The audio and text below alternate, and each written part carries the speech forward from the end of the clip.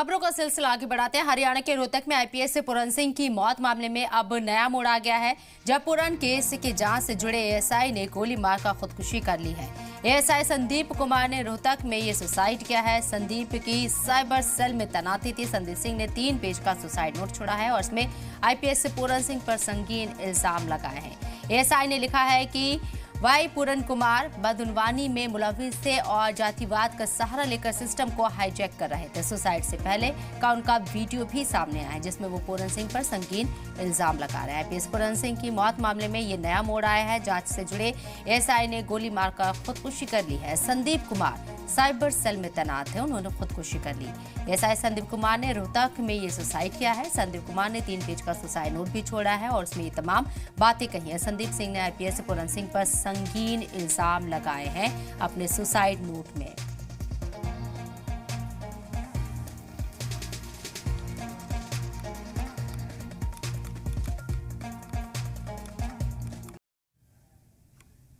हमारे नुमाइंदे हमारे साथ लाइव मौजूद है, सीधे उन्हीं का रुख करते हैं। विजय राणा, आपसे समझने की कोशिश करेंगे। संदीप सिंह के जरिए सुसाइड से पहले जो वीडियो यहां पर शेयर किया गया उसमें कई संगीन इल्जाम लगाए हैं। पूरन सिंह केस में एक नया बड़ा इंकिशाफ हुआ है।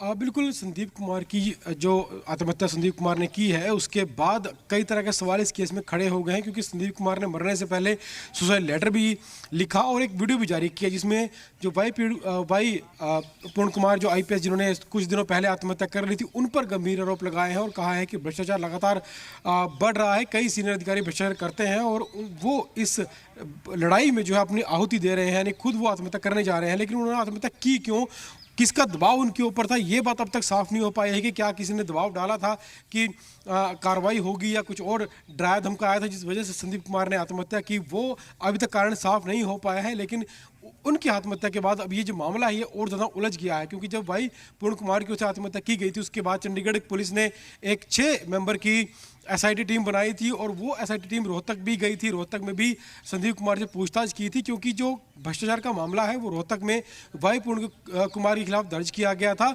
उनका एक गनमैन सुशील कुमार जो किसी व्यापारी से पैसे मांगते हुए पकड़ा गया था और उसने अपनी पूछताछ में वाई पूर्ण कुमार का नाम ले दिया था और उस मामले की जो जांच है वो संदीप कुमार के हाथों में थी। संदीप कुमार उस मामले की जांच कर रहे थे और अब वाई पूर्ण कुमार की आत्महत्या को भी 1 हफ्ता बीत चुका है। इस मामले की जांच चल रही थी, लेकिन हालांकि पूछताछ संदीप कुमार से भी की जा रही थी इस मामले को लेकर, जो चंडीगढ़ की एसआईटी की टीम थी, लेकिन उन्होंने आत्महत्या क्यों की ये साफ नहीं हो पाया है। हालांकि 6 मिनट के लगभग एक अपना वीडियो भी उन्होंने मरने से पहले जो है रिकॉर्ड किया था और उस वीडियो में भी कई गंभीर आरोप लगाए थे भ्रष्टाचार के।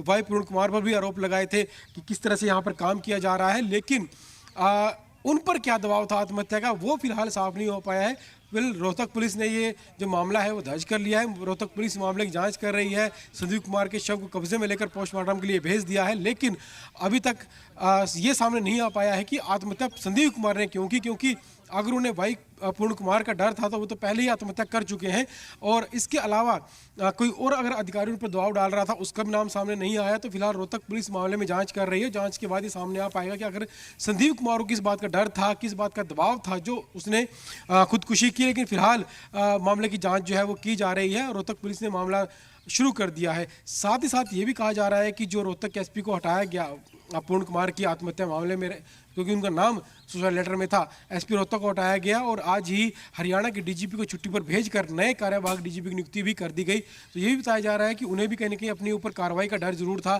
लेकिन क्या डर वो इतना बड़ा हो चुका था कि एक व्यक्ति एक आदमी अपनी जान तक ले ले। तो ये तमाम तरह के सवाल हैं जो अभी जांच जब शुरू होगी और सबूत सामने आएंगे तब इन सवालों का जवाब मिलेगा। लेकिन फिलहाल मामला जो है और ज़्यादा अब उलझ गया है संदीप कुमार की आत्महत्या के बाद कि आखिर कौन सही है कौन गलत है और दोनों अधिकारियों ने आत्महत्या क्यों की। जी बिल्कुल, लेकिन विजय यहाँ पर यह भी समझना होगा कि अब हरियाणा पुलिस के सामने अब ये कितना बड़ा चैलेंज होगा, क्योंकि जिस तरीके से संदीप सिंह ने अपनी वीडियो में इल्जाम लगाए हैं अपने मैसेज के जरिए पूरन सिंह के ऊपर, ना तो पूरन सिंह जिंदा है और ना ही अब संदीप सिंह जिंदा है और किसी का उन्होंने नाम भी नहीं लिया। पुलिस किस किस एंगल से इस पूरे मामले को लेकर चल रही है?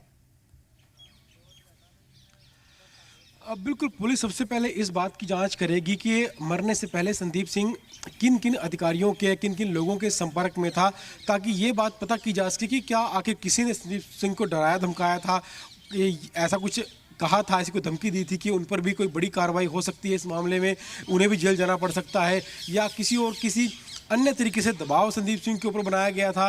तो ये जो सारी बातें हैं, ये छानबीन जब की जाएगी, मैसेज हैं या फ़ोन कॉल्स हैं, उनकी डिटेल निकलवाई जाएगी, उसके बाद ये सारी बातें साफ हो पाएंगी।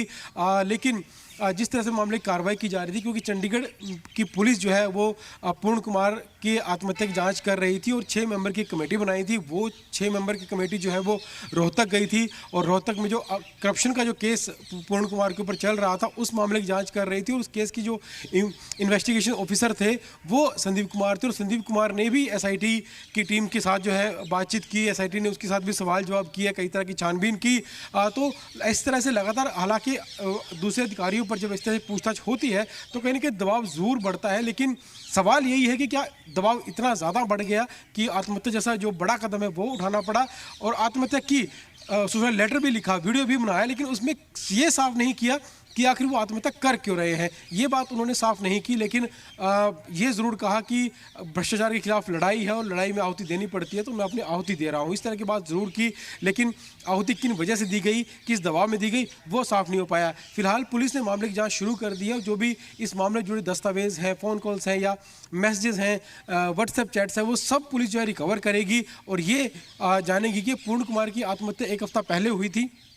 पिछले मंगलवार को उनकी आत्महत्या जो की गई थी उनकी ओर से, और उसके बाद 1 हफ्ते में जो है किन किन लोगों से जो है बातचीत संदीप कुमार की हुई है, क्या बातचीत हुई है, इसमें अधिकारी लोग कितने थे, कर्मचारी कितने थे और किन किन मुद्दों पर बात हुई, अगर मैसेज किए गए व्हाट्सएप के ऊपर या मोबाइल फ़ोन के ऊपर वो किस मुद्दे पर किए जा रहे थे। और जब SIT की टीम, चंडीगढ़ SIT की टीम जब रोहतक पहुंची तो उन्होंने क्या बात की संदीप कुमार के साथ, क्या संदीप कुमार उन बातों से, उन सवाल जवाब से दबाव में आ गए थे। तो इस तरह के सवाल हैं जो पुलिस जांच के बाद ही सामने आ पाएगा कि संदीप कुमार ने आखिर आत्महत्या क्यों की। लेकिन उनकी आत्महत्या के बाद ये मामला लगातार और उलझ गया है। फिलहाल भाई पूर्ण कुमार की आत्महत्या का मामला नहीं सुलझा था, उनकी जो बॉडी है उसका पोस्टमार्टम अभी तक नहीं हो पाया था। सरकार उसके लिए कोशिश कर रही थी ताकि जांच आगे बढ़े और कारणों का पता किया जा सके। लेकिन अब संदीप कुमार की आत्महत्या के बाद ये मामला अब और ज़्यादा उलझता हुआ नजर आ रहा है। कहने कि पुलिस के लिए भी एक चुनौती है, न सिर्फ हरियाणा पुलिस बल्कि चंडीगढ़ पुलिस के लिए भी अब चुनौती बढ़ गई है कि अब किस तरह से इस मामले को सुलझाया जाएगा। लेकिन जांच जरूर इस मामले की लंबी चलेगी।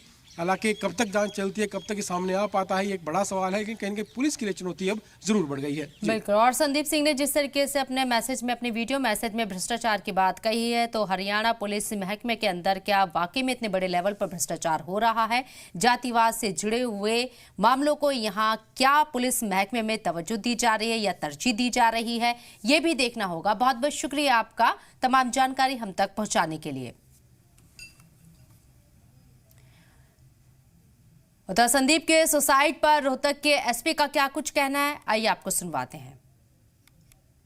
बहुत महकमे का मेहनती ASI था संदीप, बहुत ईमानदार और बहुत मेहनती मुलाजिम था। अभी एक सूचना मिली थी कि उसकी डेड बॉडी मिली है। अभी फॉरेंसिक की टीम बुला रखी है और जांच चल रही है।